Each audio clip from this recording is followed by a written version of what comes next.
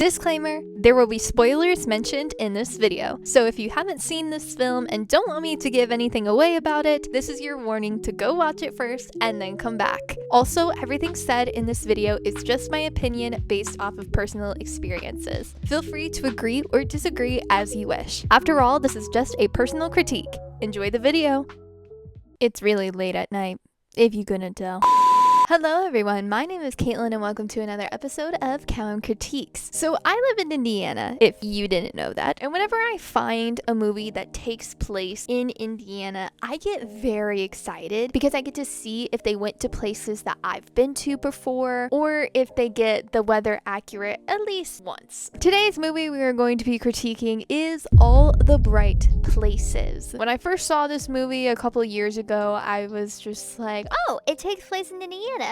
I will literally watch almost any movie that takes place in Indiana. So let's go ahead and get started. All the Bright Places was first a novel written by Jennifer Naveen in 2015. The movie was released in February of 2020 and was directed by Brett Haley and screenplay by Jennifer Naveen and Liz Hannah, where Justin Smith stars as Finch and Elle Fanning stars as Violet, aka our main characters. Our story starts off in Bartlett, Indiana, which was inspired by Richmond, Indiana, where our main character Finch is going out on a run, just like any other day, although this is not like any other day, because he comes across Violet standing on a ledge of a bridge. That's not good. Obviously, he goes up to her and literally almost gives her like a heart attack, but when she asks him to leave, he doesn't, and decides to stand on the ledge with her. And that, kids, is how I met your mother. Sorry. But because she doesn't want him to fall, she ends up taking his hand and they get away from the ledge, saving her and ultimately saving each other. But that's kind of like the only interaction they've ever had with each other, because they just go to school as if nothing happened. So it's the life of a high schooler. At school, we learn some interesting facts about Finch, like how he's kind of a slacker almost, who just doesn't have motivation to do anything, which like is so real for high school. It's the same routine every single day, like it just get me out of here. But he's also in danger of not graduating. That's not good. We also learned that Violet's sister died a few months ago in a car crash. It was actually at the ledge that she was standing on, and that day was also her sister's birthday. This explains why she was going through a hard time and standing on that ledge. Now, when Finch and Violet get assigned a special project in geography class where they have to go out and explore Indiana, finding special places that have significance to yourself and to Indiana itself. I love this project because Indiana really does have some beautiful places, no matter the season, and I just hate it when most writers have their stories take place in California because they think that's like the best state. And I've never been to California, so I can't really say for sure, but Indiana just has so much to offer, you know, and honestly, I love it, even though the snow is terrible. I wish I had a teacher who gave me this kind of project, but we all know that my high school sucked, so anyways.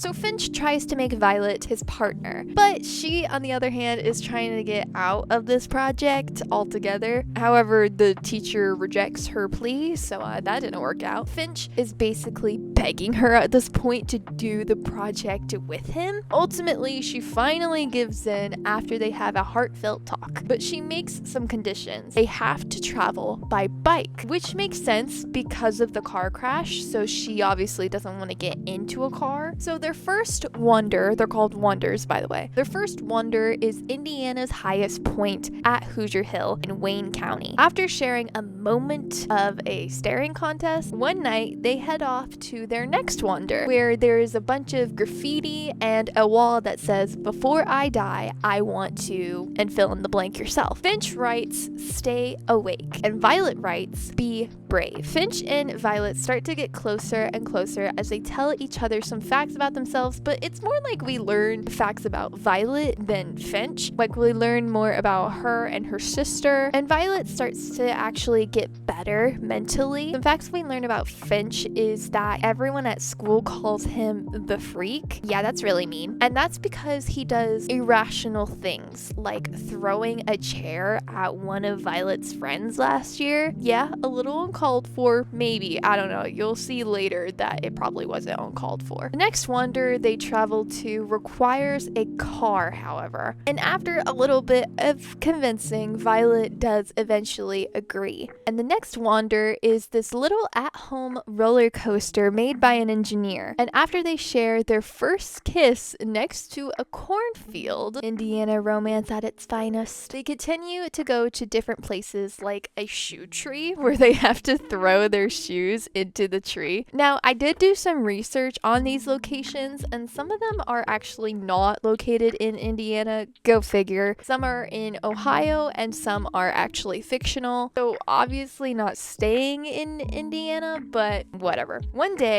Finch kind of disappears though, without saying anything, without picking up his phone, just nothing. He's just gone. And his friends say that this is normal. But obviously Violet is very worried about him, which is kind of a red flag. And then he just shows up at her house one day with a bunch of flowers. She's mad, but still forgives him. And they go to their next wonder, which is a blue lake that is said to be bottomless. They go swimming in it, but when it looks like Finch is kind of drowning because he hasn't come up for air yet, it turns out he's fine. All right. Obviously, she's really mad at him for like scaring her and stuff. They have like a little argument and she decides to bring up the question again. Where do you go when you disappear? And he explains that he needs to go to different places to remind himself that he is in control. We also learned that he was abused by his father. So that night, they accidentally fall asleep in a train car because I guess they're hillbillies now. I don't know. But they stay there the whole night. And obviously, Violet's parents are very upset about this. She didn't come home, her phone died, so they didn't hear from her. It's just a whole mess. And Finch starts to get into his episodes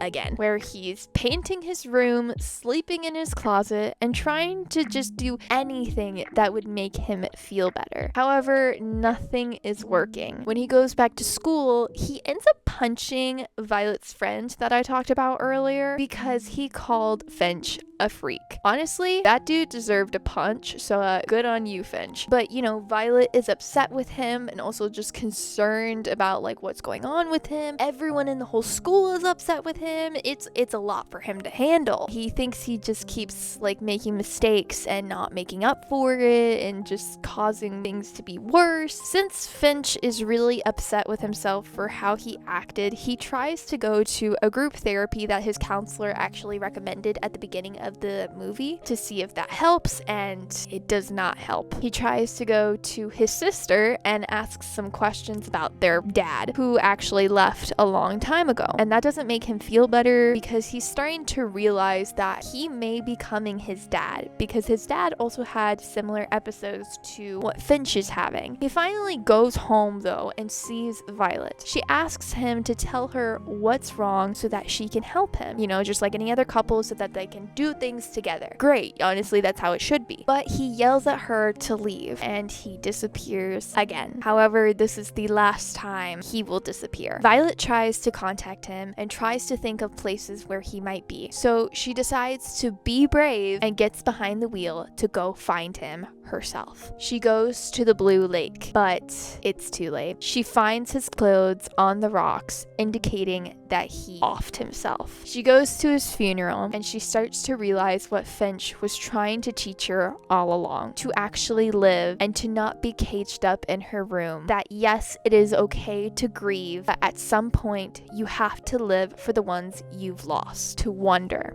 that ugly places can be beautiful. And that this goes for people too. Most people are hiding their pain that they go through every single day, and how completely misjudged he was especially. It's a great lesson, and unfortunately, that's where the movie ends. So now I will be giving my overall thoughts and rating this movie out of 5 stars. I loved this movie. These are actually the kind of movies I really want to make. The kinds of movies I already have started writing. Romance with heavy subjects is really my favorite genre. I love them because they're movies that make you feel something. That's what I want to make. I want to make my audience feel something every single time they watch one of my movies, or even some of my short films and music videos. I liked the pacing, the cinematography, the romance, the character development, and the theme of the story. Not to mention, I loved how it took place in my home state. I also loved how accurate this was to real human beings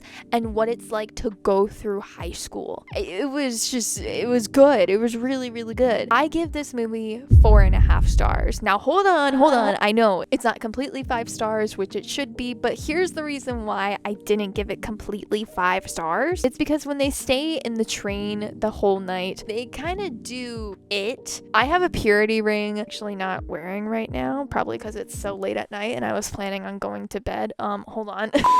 I have a purity ring, so I'm completely against the whole doing it before marriage kind of thing. It's not something I agree with, and that's just me. That's my personal opinion. However, since I like this movie so much, I'm willing to take only half away, and honestly, that it kind of deserves that. Like, it deserves that high of a rating. And there's not really much else to say other than I liked it a lot, and these are the kind of movies that I want to make. So thank you guys so much for watching this week's episode. I hope you have enjoyed it. Once again, comment down any movies that you would like for me to critique, and I will see you guys in the next film or Cowan critique. Bye!